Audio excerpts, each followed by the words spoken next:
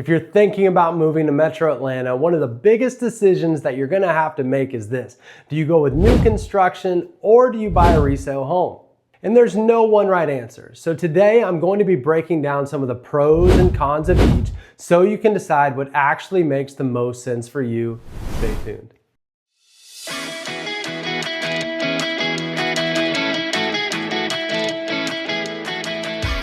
If this is your first time to the channel, my name is Kyle, and my wife and I help people from all over figure out exactly where they want to live here in Northeast Georgia.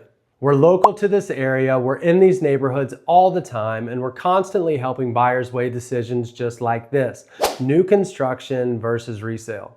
So if you're thinking about making a move, whether that's next month or 6 months from now, this channel is built to give you real, straightforward information so you can make a confident decision. All right, so let's jump into it. New construction, pros and cons. Let's start with the pros.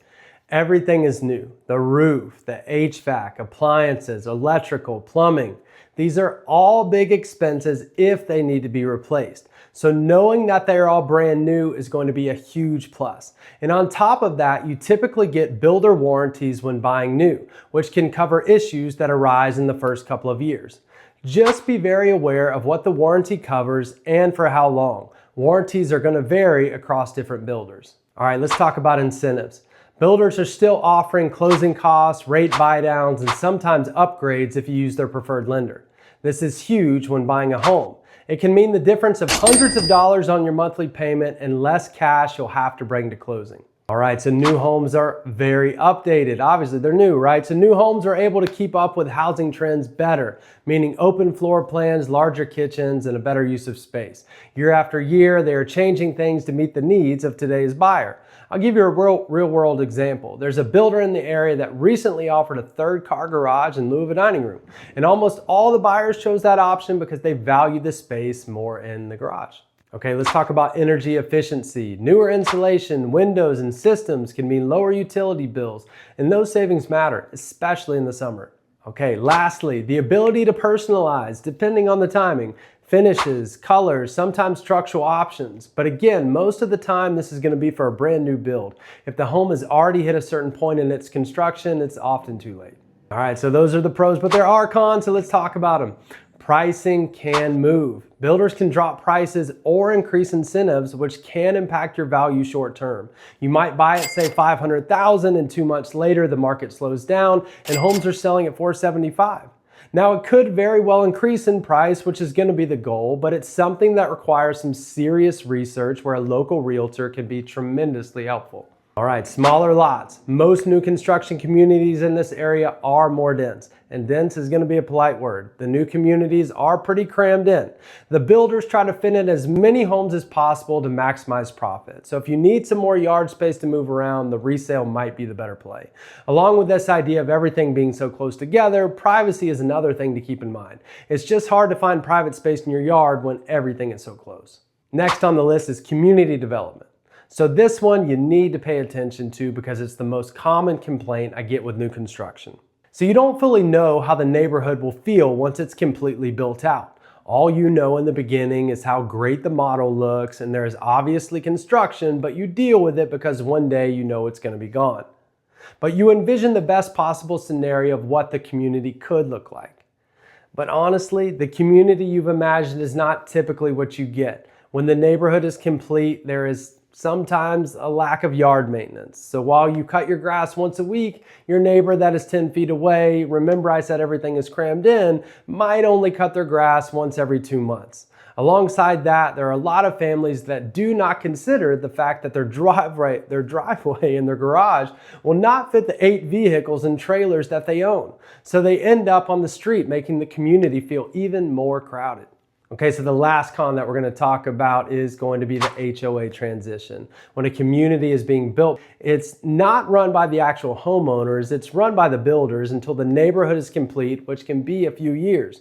The builders care about building and selling homes. They don't care that half of the neighborhood isn't cutting their grass. So there can be some frustrations early on as to how the HOA is supporting the community. All right, let's jump into resale homes and let's start with the pros. All right, so number one, you are buying into an established community. You can drive through and know exactly what you're getting into. What you see is what you get. Maybe it's for you and maybe it's not, but it's there, it's finished. There are no surprises. This is a tremendous value in my opinion. The HOA is already in place. Rules, fees, and how it's run are already established. You have a group of people that you may or may not agree with, but they care about the community and make decisions that benefit the community and your property value. Okay, also, resales have larger lots, more yard space, more separation between homes. I don't know when yards started becoming miniature sized, but it happened, and it seems like the only way to get a decent sized yard is to buy a home that might have some age. All right, another one is going to be mature landscaping. Trees, privacy, and curb appeal are already there. This one is big, and to me it's something that people don't notice enough. Do you ever find yourself driving through an older neighborhood feeling a sense of calm and shade? It's the trees. New construction tends to just come in and just cut them all down, and I believe that's a mistake. All right, so another one is upgrades are already done. Things like blinds, fencing, patios, finished basements, and pools. Some homeowners spend tens or even hundreds of thousands of dollars upgrading their homes, and you get that all in place when you buy. All right, so lastly, the value stability. I'll start by saying this depends on the location and the neighborhood, but resales tend to have more stability and less volatility in their value. You likely will see slow, steady growth more than a decrease in value. And your local realtor is huge here. And if they know the area, they're going to advise you properly. All right, so that's the pros. Let's talk about the cons of resales because they're there too.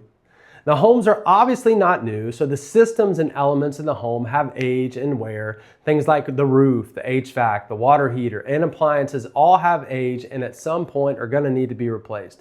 Maybe sooner rather than later. Just keep in mind that there are some sellers that have already made these updates. Those homes are worth considering, and a good realtor is going to have all this information for you before seeing the home.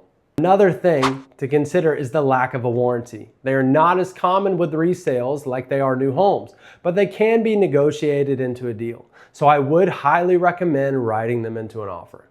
Also, depending on the age, you can run into older floor plans which are not always as open or functional. Low ceilings, choppy floor plans, popcorn ceilings.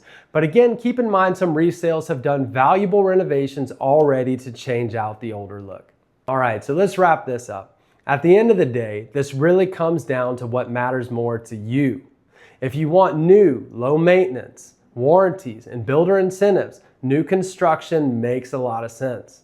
And if you want more space, a proven neighborhood, and potentially more value for your money, resale homes are usually the better fit. Neither one is right or wrong. It just depends on your situation and what you're prioritizing. If you're trying to figure out which direction makes more sense for you specifically, email us to start a conversation and we'll help you walk through both options based on your personal situation. Thanks again, guys. Bye for now.